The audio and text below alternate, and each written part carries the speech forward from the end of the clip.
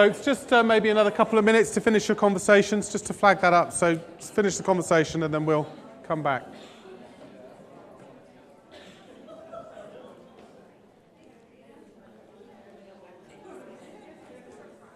Do you know, it might be wrong of me to say this about those donuts, but we had them out of the last thing, and I think that they're just left over from something else. So it might be wrong with me, but I think if you want one, you can probably just have them.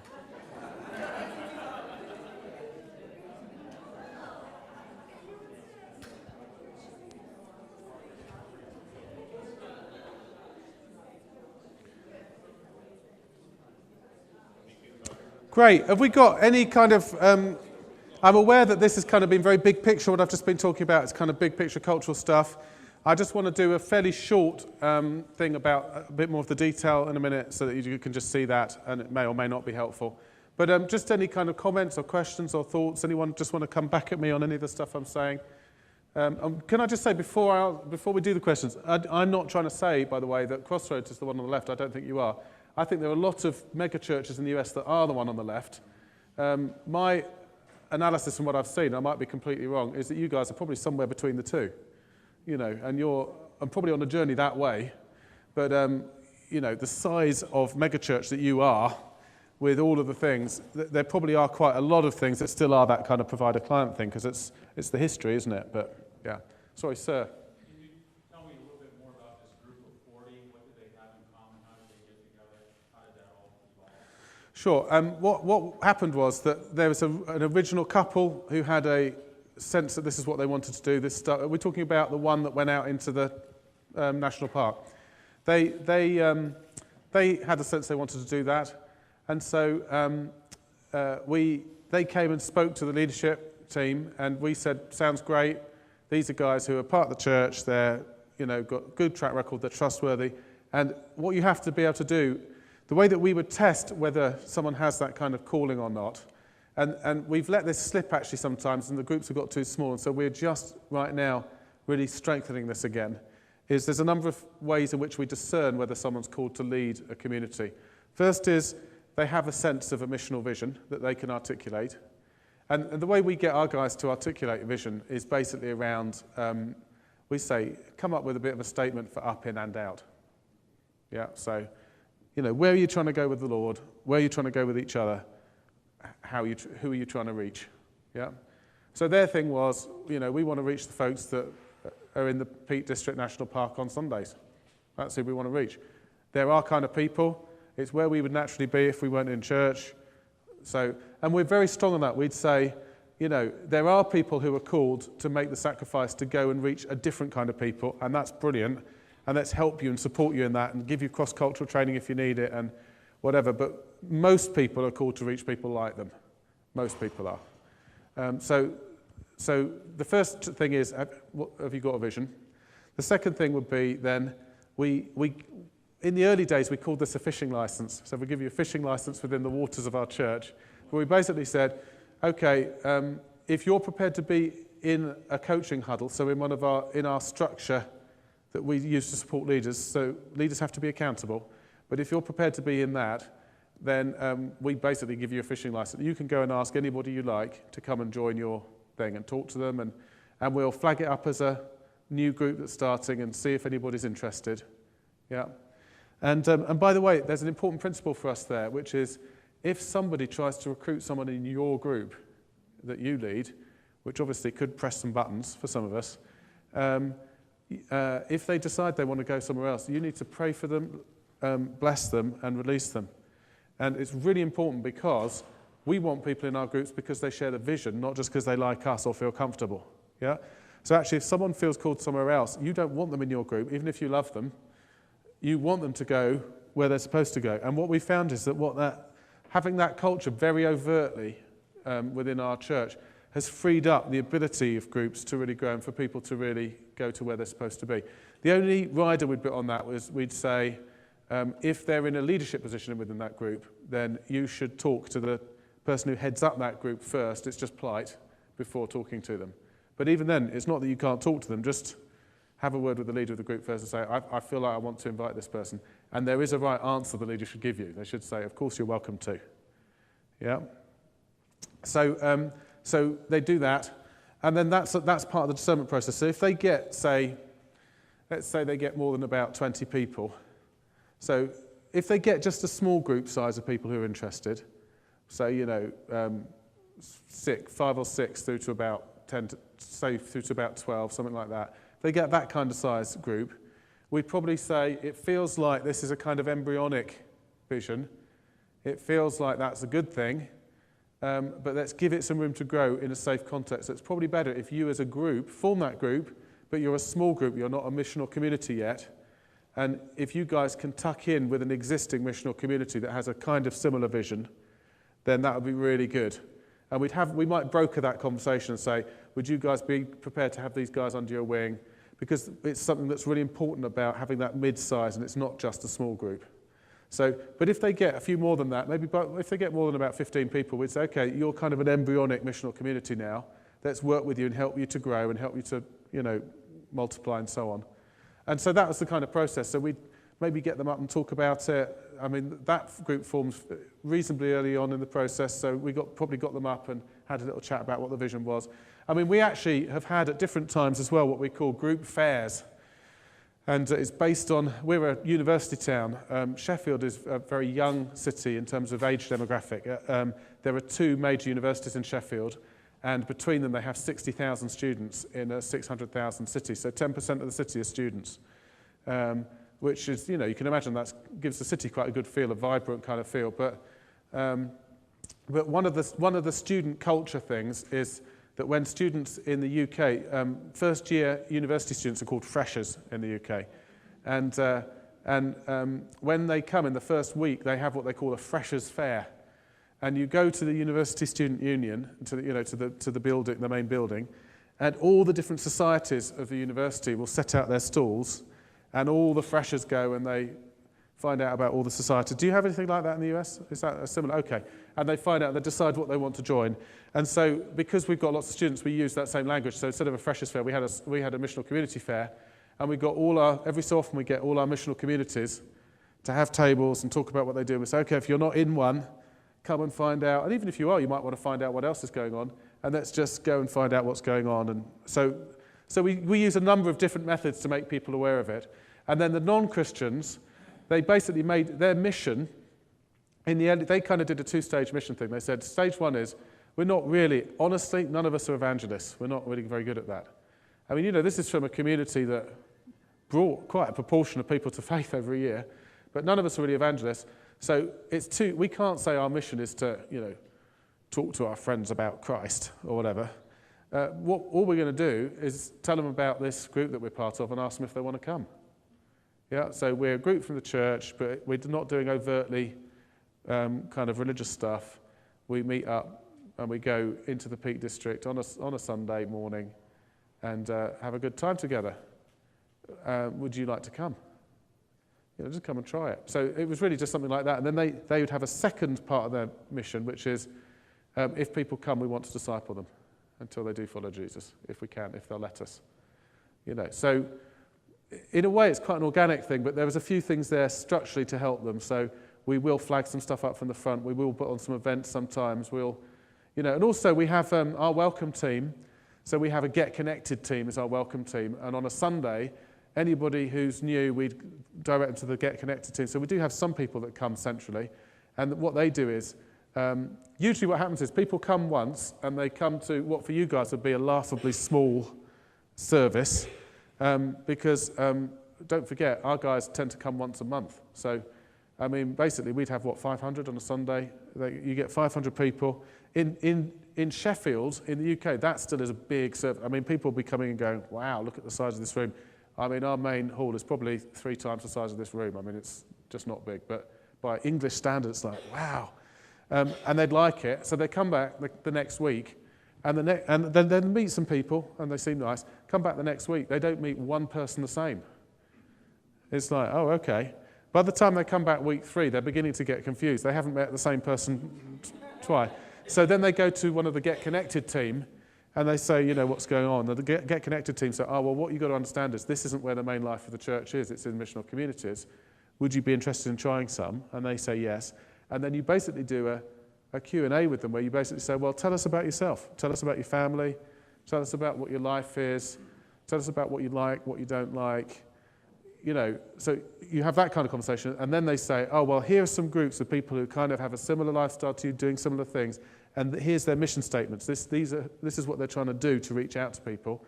Do you want to try one of them? Do you see what I mean? So there's that process there. So that's the kind of background to that kind of thing. Family that we just went through a major family crisis. You really spoke to me when you said that as a missional group, you guys are create the environment of going in and people. We experienced a lot of the interventional stuff where people were very generous to us, donated money, Yep. stuff, blah blah blah. But Yeah. we didn't receive that emotional Yeah. being with us. And how do you create that type of cultural Yeah. environment when we're so used to established? It's hard, isn't it? I mean, interventional churches are usually very good at lasagna in crisis, or something like that. You get meals given to you and things like. And it's genuine. It's a real form of care, isn't it? It's fantastic because you don't want to be cooking. I mean, it's great. Yeah, but you do need more, don't you? Yeah. It just felt like there was something missing, and we felt that. Yeah. I think my answer would be that in a time of crisis, you find out what's there. You can't, in a time of crisis, there's not the resources to create something new. So I think if you created a culture during the easier times where people really do, the building block of community to us is not a program. Programs are important, we use them all the time, but they're not the main building block, and nor's a meeting. The main building block of community for us is shared rhythms of prayer, shared rhythms of food. Yeah. Sorry? Now that we can breathe again. Yeah. We Yeah. so now that's on it. So now maybe that's what God is saying to us. Maybe. I mean, I can't say what God's saying to you, but that would be, I'd be excited if he was saying that. So it's like, who are some core people that we could kind of work out some sort of shared rhythm? A few things we've learned. I mean, honestly, I'd love it if it wasn't the case, but usually it helps if it's people at the same stage of life. It's really difficult for a family with 5-year-olds to share rhythms with a family with teenagers. It just is really hard. So sometimes there's a bit of a reality check. I mean, we'd love to do this, but just what's going to work? Do you know what I mean? So that's why we're quite strong on the thing about it's got to be people that's in a similar lifestyle to you, because if you're going to synchronize with each other, I mean, the most classic one, I think I talked about this. Did I talk about this? No, I think this was at the last thing I was doing yesterday. I was with a family.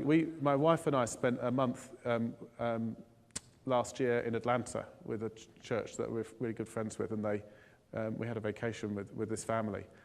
And they're really getting into this stuff. But this church is classic mega church. It's really good. It's a big church, about 6,000 or 7,000, doing great stuff. It's particularly strong on youth work.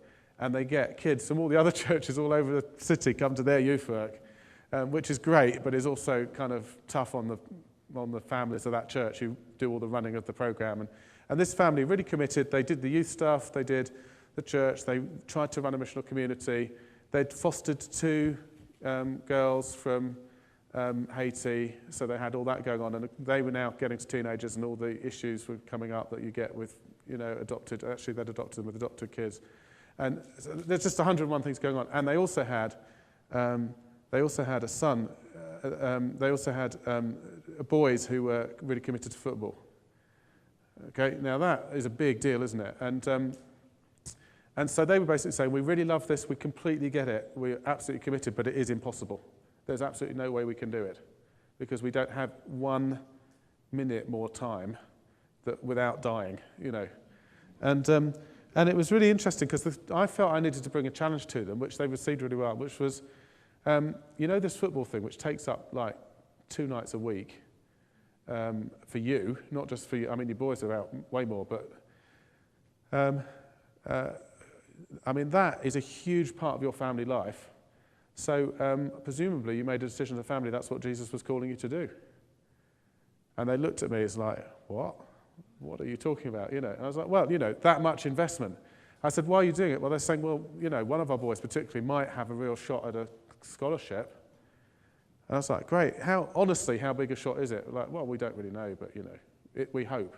Yeah? And because then I talked to a few other people around the church, and they said, honestly, the chance of a football scholarship is like winning the lottery. Is that true? I mean, that's what people said to me. And so I went back to him and I said, look, if I wasn't a believer and I wasn't trying to do discipleship for Jesus, I was purely trying to set my kids up to succeed.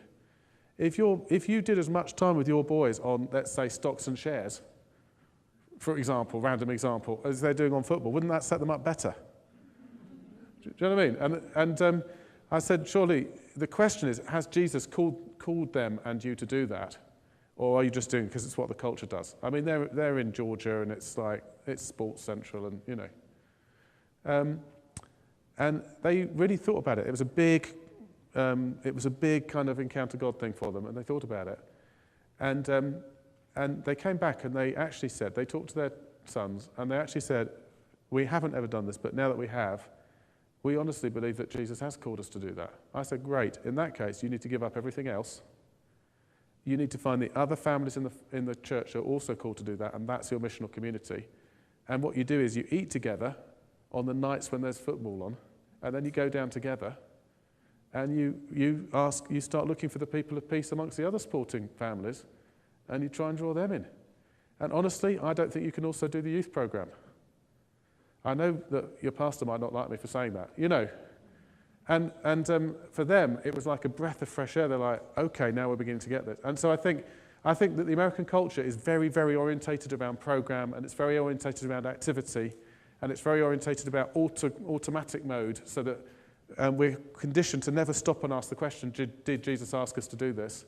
And the reason, it's not that anything, I'm not talking about things that are sinful or wrong, it's just there's so many things, you know. And I think that what I'm talking about here is not rescue, it's resurrection. Yeah, you know, I said that like intervention is good, but incarnation is God's preference. I think rescue is good. You know, keep doing the same thing, but your life gets better. But I think resurrection is God's preference, i.e. die to some stuff and get a new kind of life. Yeah? I think that's a different way that God thinks from the way that we think. We think rescue, he thinks resurrection. We think intervention, he thinks incarnation. You know, there's a whole kind of mindset thing, isn't there?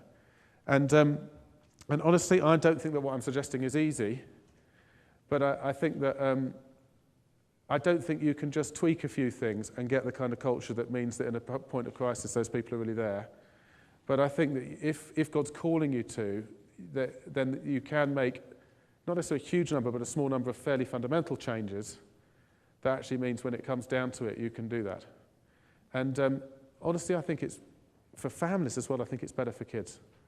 I mean, honestly, I think our kids, for example, who grow up in an extended family environment with other on-fire Christians, we pray for people every night, we have people coming in and out. They do some sport, they do some drama, we're driving around a couple of nights a week, 2 or 3 nights a week, they do some church groups, they do stuff. My guess is they don't do as much as most of your kids do.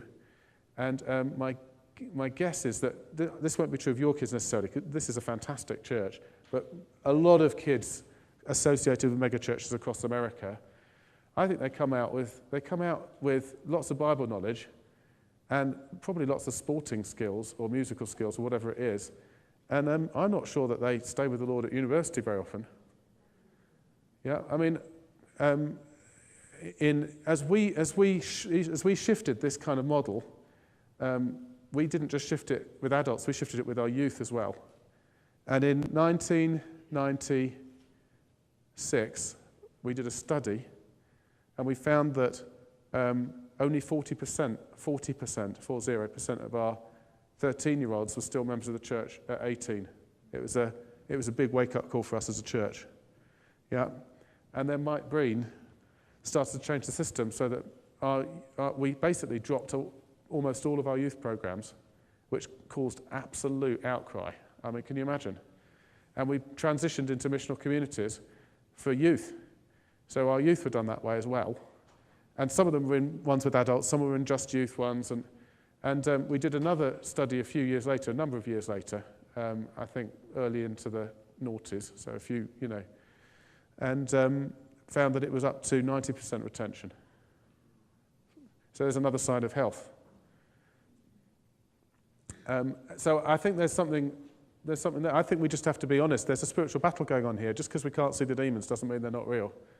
And what they do is, we know what their strategy is. Their strategy is described by the Apostle Paul in 2 Corinthians 10, and it's this, that there are castles, there are strongholds, which are ways of thinking, which Satan weaves into our minds to stop us from getting at the deeper things of God.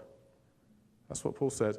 And our job as Christians is to use spiritual weapons, which to me is the life, words, and works of Jesus. Got to be the best spiritual weapons, to pull those down. Yeah, and I think there's a thing as well about us being the head, not the tail. I see an awful lot of Christians, as a Brit, I see an awful lot of Christians in the US who are being wagged by the culture instead of being the ones doing the wagging. Yeah, I mean, you guys, you're going to judge angels. I mean, I don't know whether you realise that, but that's what it says in the Bible. You're going to be asked to make judgments about the angels. You're supposed to be the head, not the tail. So I think there's a real. So sorry, that was a very involved answer, but I think absolutely yes. But I think it's not a. I think it's a simple thing to do, but I don't think it's an easy thing to do. I think that there is a bullet that has to be bitten sometimes about what actually needs to be pruned in order for us to create the kind of culture that when crisis hits, people have really got the time and the commitment to be there for each other. Yeah. Ma'am.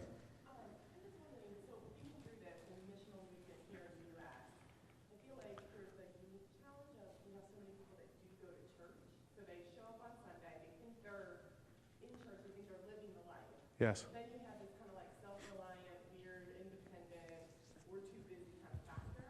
Yeah. How do you make a missional movement attractive to people that think they're already living a Christ-filled life? Yeah. And they don't really want anyone in. I think what you have to do is, I think that there's only one model I see that Jesus gives for cultural change, and the model is, the metaphor he uses is yeast in the dough.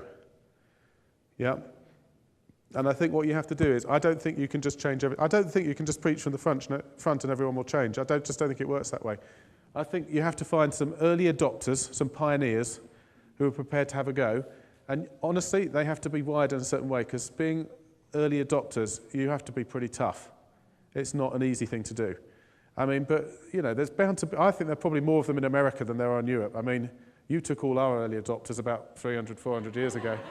And left all the settlers behind. So, I mean, you really notice it actually when you come here as a pastor. It's great. I really noticed it. One, there's way more Christians, which is nice. But two, the whole ethos is more pioneering.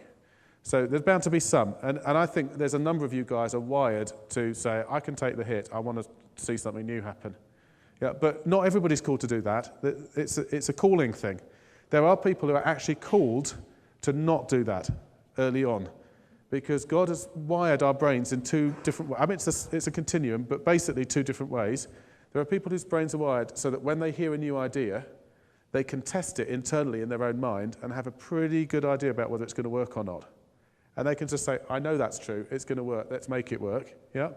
And there are other people who cannot do that, and they're not supposed to do that, because in order for them to know something's going to work, they need to see, taste, touch, they need empirical evidence that it's going to work.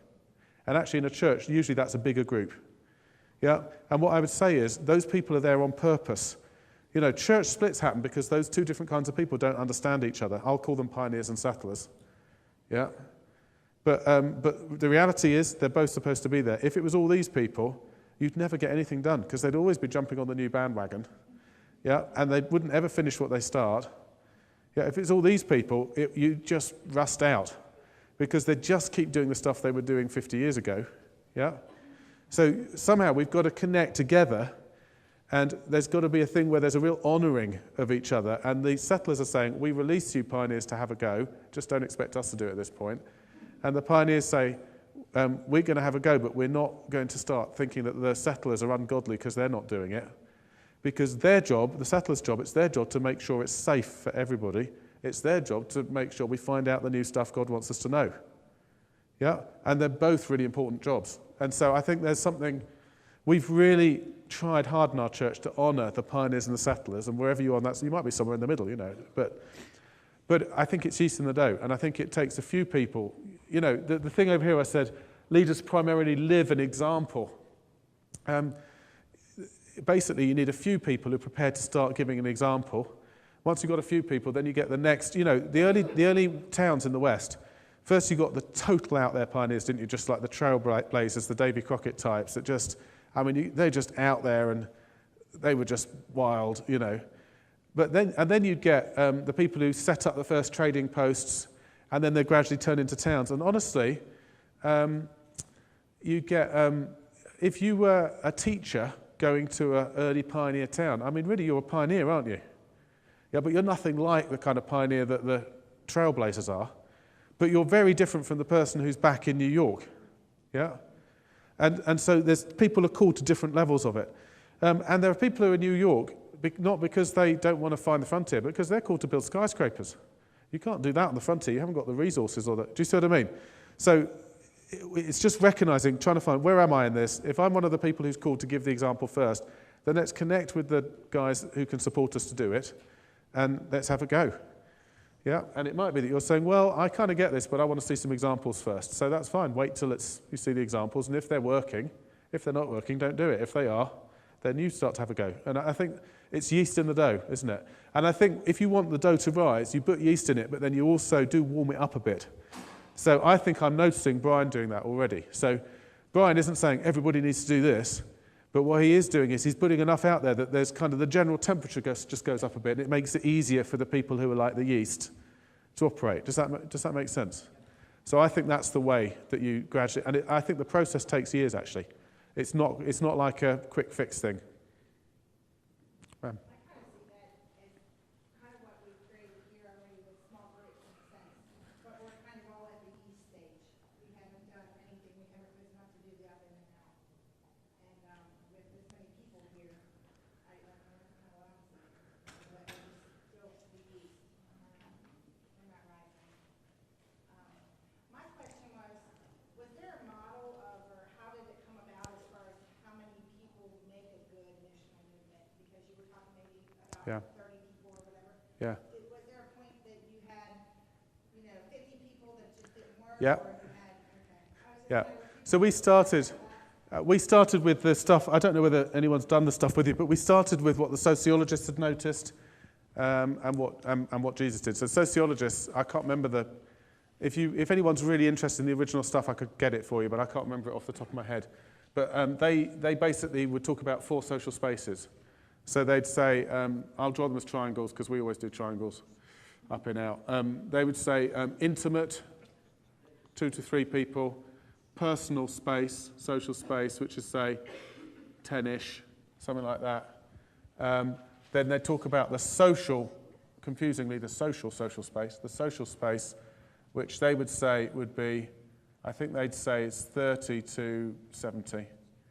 And then they talk about the public social space, which has gone off the top of the board, which would be, I don't know, say 200 plus. Yeah.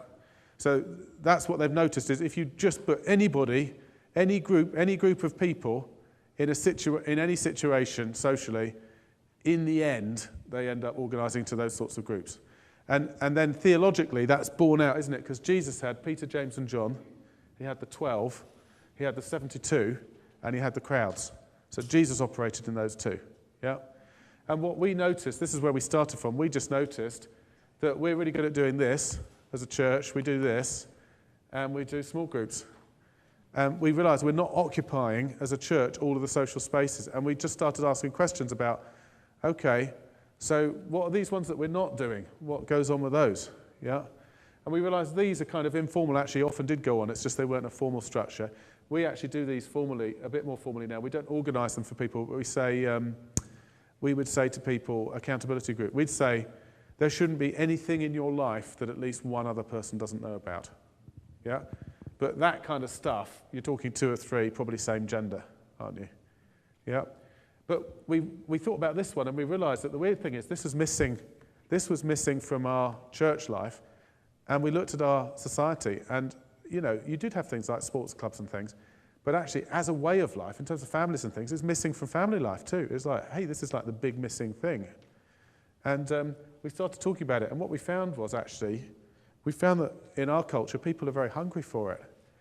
And you see it. I mean, the 3DM guys use the last Christmas's Walmart and Coke advert. Do you remember the guy saying, "This is my family, here's my milk person, and here's the person who lives opposite, and here's my tutor from college, and here's..." Do you remember that? And it was weird, because what they were showing was extended family, except it's really dysfunctional and not really very good. So we said, let's have a go at doing this. So we started talking about these missional communities. The other thing was we looked in Acts and at the early church, and we figured that this was what they meant when they said church, actually. And probably right through to the Edict of Milan, when Christianity became the official religion of the Roman Empire and suddenly became legal, this household, this oikos, this mid-size, was the main unit of the church. I mean, and that's where it grew and took over the Roman Empire, was that. So we just tried it, and we started saying, well, anywhere between 30 and 70, whatever. And what we found was that the early adopters, some of whom were very gifted leaders, would grow a community of up to about 60 or 70 people. And it was great, and it did work, but leading that in your spare time, absolutely exhausting. And either they would burn out, or if they were good enough, gifted enough to not burn out, they could do it, but then they could never multiply the group because no one else would step up. They'd say, "You've got to be kidding, I can see what it's like for you, I'm not going to do that." So actually, over a number of years, as we refined it, we basically brought the number down, and we basically said now, once you get to about 30 adults, you probably need to think about multiplying, because more than that, it becomes difficult for the average, talented, good, but average kind of leader to lead in their spare time. And for us, because we're trying to create a movement, we can't do anything that relies on super gifted people. As soon as something relies on super gifted people, like Pastor Brian, you can't reproduce it. I mean, how many of him are there in the country? Not many. Yeah. I mean, he said to me today, we were sitting today, we had some lunch, and he said, what I don't get, Paul, is there's churches all over the country that are trying to do more of these communities, he said, and they're churches who haven't had the discipline, the tenacity, the staying power, and so on, to make a success of making services work and be missional and for people to come in and meet the Lord. So why do they think they're going to have the tenacity, the perseverance, the strength to make it work with communities? So they haven't done that, why would this work? And I said, honestly, because if you think about fitness, for example, let's use that as a metaphor, if somebody is like just quite a fit person, say they work out 3-4 times a week, they've got a heart rate down around 60, they're a normal person but reasonably fit and healthy. If they miss a week's exercise, honestly, it doesn't really make any difference. So you just pick it up again, yeah? If you've got an ultra-marathon runner, if they miss a couple of weeks' exercise, they couldn't just go back to what they're doing. I mean, because they're way further from the norm. And the further you are from the norm, the harder you have to work to keep it, yeah? Well, what I was saying to him is, if you think about what the life that Jesus has designed us for, extended family life is really close to the norm. That's what it's supposed to be. The life of a mega church pastor trying to run something like Crossroads, I mean, that's so far from the norm. I mean, how many people can do that? So that is not reproducible, this is. Yeah, so that, and I think that's why we can multiply this stuff out. And so yeah, I think we have to keep it small enough so that it works. We had a lot of burnouts early on. We haven't had any in the last 4 or 5 years. And I think that's been why. I just wanted to know what that looked like, we started the missional movements here, and I just wanted to know what it looked like if they did what you used before, if somebody came to you and said, "Hey, I want to go to a type deal," and the acceptance of that, and the numbers, and what works and what doesn't. That's the reason why I asked that. Okay. I mean, basically, the main thing that we'd say is when it gets to a certain size, we have to learn to multiply. And actually, multiplying a small group is really, really hard, because that's personal space. I mean, these people know a lot about you. That's like your family falling apart. I mean, that's really hard. Multiplying the mid-size is easier. It's still not that easy, but it's easier. But honestly, in terms of if our role is to resource, equip, train, I'd say training people to multiply well is one of the biggest things that we do, because it's really hard. And actually holding people accountable that it's time to multiply. Because what happens is you've gone through the pain barrier, you started with a vision, you've got a core group of people with you, you've grown, you've got some people come to faith, you've joined. By the time you get to about 30 people, 30 adults in a missional community, people, if it's worked and if it's grown that way, People are saying, this is the best experience of church I've ever had. I really love this. And if you then say to them, great, it's time to multiply. They're like, you've got to be kidding me. Can't we consolidate? Can't we wait a bit? You know, and the problem is we find if you do that, it goes kind of stagnant and in the end becomes sterile. Yeah, because we don't just exist for each other. We also exist for the least, the last, and the lost. You know, as soon as it becomes something that's closed, it's lost the kingdom dynamic. And so, but teaching people how to multiply is really, really important. And there's lots of different ways. I mean, one has, for example, if you were saying that half was going one way and half was going another way, we'd probably do that we'd teach people to do it over about 3 or 4 months.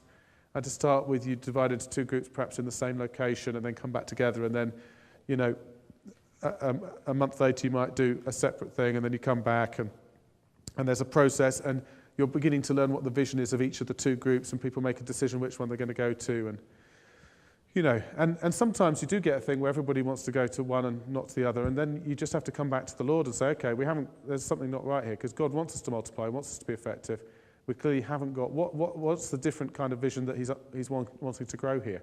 So I think there is a kind of collaborative process as well. And I think that's where a pastoral team and a leadership team, where they can be really helpful, actually.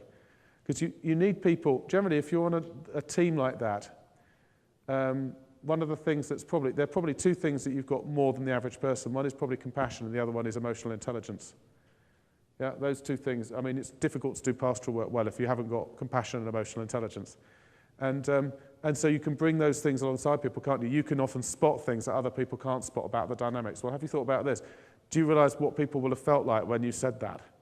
When you just said this brutal thing about multiplying or whatever it is? And there's a difficult and sensitive process there, and we work very hard with people to help them to do that well. You talk about when it's time for a group to multiply. Yeah. You spend 2 or 3 months. Is there a time, and I apologize if I missed this, but once a group is formed of that 30 or 40, you have a sense of how long is generally taking before the groups are ready to? It varies a lot, and we would also use the 5-fold in teaching leaders. So we would say, if you're a pastor, here's some ways that you can lead well as a pastor. If you're apostolic, then it might, when I say pastor, shepherd, you know, that shepherd type, we'd say pastor. If you're apostolic, then here's some examples. We tend to not actually be too definitive, but to give lots of examples. So we want to be low control. We want people to work out their own way of doing it, but we found that they can't do that in a vacuum. So we've found, for example, a pastoral group would generally grow more slowly, and it's probably right that it does, and so we wouldn't expect them to multiply as quick. If you've got someone who's apostolic leading a group, probably it will grow a lot faster, or evangelistic, and then there's other things that you do to help them. So I think we don't try to really push people into a one-size-fits-all mould, but we try to work with the people and give them examples of other ones that have worked to try and help them to get that. So it really can vary. I mean, you could get groups that multiply maybe every 6 months at the really fastest end, and other groups that can take several years. And for us, that's fine. I'm just aware, guys, it's 8:15. There was some other things I was going to talk to, but my guess probably we're all getting tired, and I want to release you guys. So maybe can I just share one very quick thing and then release you? And that's just this. Ministries, because you still have to have ministries in pastoral care. There are different ministries that work across the church versus, this is just how we do it, ministries versus communities. Okay? So the way that we do it is, we kind of have a matrix where these are the communities.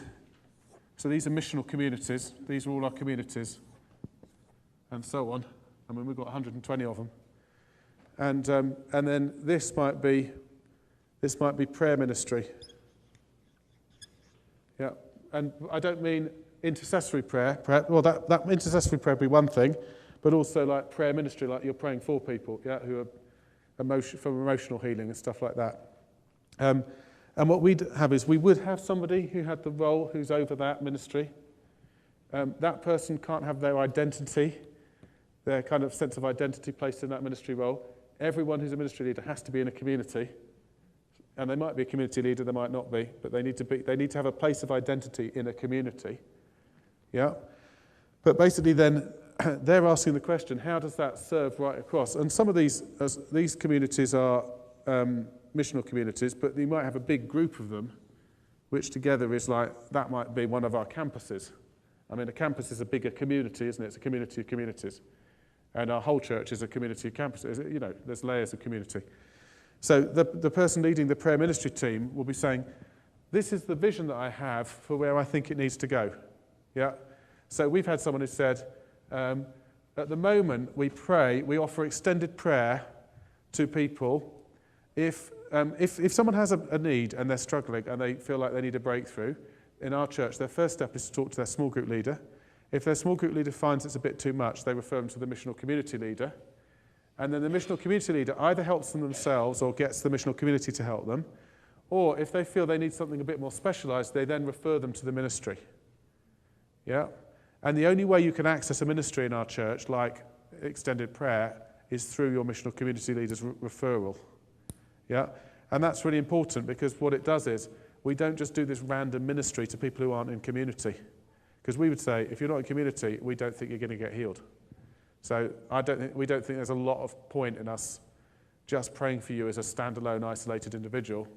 The first step for you, we'd love to pray for you. You're coming to the central team and saying, can I have extended prayer? We'd say, we'd love to, but let's do the right thing in the right order. First, let us help you find a community that can get around you, and then you've got the right context to do the prayer. Yeah. And then, so this ministry community, the missional community leader refers them to the prayer thing, and then the prayer team might say, okay, we're going to have 2 of our experienced prayer team who are going to pray with you, every week for 6 weeks, and we're just going to see what the Lord does and see what happens there. But there's a process where they're then connecting back in to their missional community. Our current extended prayer ministry person saying, I think that works well, but I think it's not quite the right model. It's very, very intensive in terms of how much time it takes for people. And I think we need that there, but I think there's too many people trying to access that directly. So they've just said, I think what we're going to do is we're going to bring in a 10-week prayer course. We've had these before and they work quite well, which we're going to call Free for Life or something. And you go on that, and you can be referred to go on that first, and that will take you through a process of biblical truth and some prayer ministry and, some identity stuff. And if at the end of that you've still not got breakthrough, then we'll refer you to this. So that was a decision by that ministry leader. But when a ministry interacts with the community, whether it's a big community like a campus or a small community like a missional community, they have the vision for what they're doing, and they've got the authority to say that across the church. But when you are interacting with how it works in a particular community, the community leader always has seniority. Yeah. So the prayer ministry person has authority to work out what we're doing across the whole church, but when it comes to that missional community, they're serving that missional community leader. And we do that with prayer, we've got a team that does bereavement counselling, so they'd come alongside the communities. So they would help, but they're not the people who are responsible for that person getting help. They're just there to support and help. You can see it's that supportive thing in the middle. We would have, what other ones do we? So we have extended prayer, we have prayer on Sundays, we have intercessory prayer, so where people need kind of prayer shields around them. We would have counselling. We've got some counselling things for people if they need that. Do you see what I mean? But those things, I'm just talking about some of the more pastoral ministries. I mean, we have lots of other kinds of ministries too, worship and all sorts of things. But that's the way that we do it. We do it kind of so it interacts like that. So that's just to help you see how the ministries and the communities fit together. Let's make this the last question, and then I'll stay around for a little bit so you guys can all go, but if anyone wants to catch me, then you can. You talk about your rhythms as it relates to missional community and small group. Yes. That's the first time I've heard the word small group actually come out from anybody that's a part of the learning community. Okay. So it seemed like small group is off the radar screen, but now I'm hearing it be a part of life in that personal space. Yeah. Sure. I mean, what I'd say is that small group is a subset of a mid-sized group for us. So what we didn't do, we didn't really have we had existing home groups. Our language is perhaps different from yours. For us, what we had before were home groups, which are basically Bible study groups on a Wednesday night with a coffee and some donuts, and you pray for each other and you do Bible study, and the same people have been in the same group sometimes for 20 years, and they were good, but that was that. What I call a small group was a smaller version of a missional community. So a small group still has a missional vision that fits within the missional community's vision. It's formed through people joining it because they share that vision. So, for example, if you had a geographic missional community that's trying to reach a whole kind of a little area of the city, there might be a small group that focuses on just those 3 subdivisions and the people living there. Or do you see? That's a geographic example. I mean, we do networks as well as neighbourhoods. So would that small group then slot into the broader missional community? Yeah, I mean, it makes it possible for us that our guys tend to meet as their missional community on a Sunday 3 weeks out of 4. So our rhythms are, they tend to do missional community on a Sunday, small group midweek, fit that around their rhythms, usually around meals, and then once a month they come to church. When we used to have it so you went to church every Sunday, and then what they'd do is they wouldn't try and do missional community, mid-size and small group the same week. And the leaders together would decide, the missional community leaders would decide what's the best rhythm for us at the moment in this next season. It might be we have missional community and small group alternate weeks. It might be we have mainly small group or mainly missional community in this season. But what we say is that there's something important about this group that you don't get in the other groups. I mean, you know, if you want to pray for each other about your prayer needs and you want to kind of really go deeper into what the scriptures are saying, for example, it's really difficult to do that in the mid-sized group. It's a bit too big. You know, so what we try to do as a church, and I'm not saying this is a model for you, I'm just telling you what we do, is we try to occupy every social space, but we don't try and occupy all of it every week. I mean, nobody can do that. So we just ask questions about rhythms. What's the rhythm in this next season? And we're finishing on a birthday. Guys, thank you for coming at this time. You know, I know you guys are all busy. Thank you for coming, and thank you for interacting with me. And I hope that it continues to go from strength to strength for you guys. Thank you. Be released. Thanks.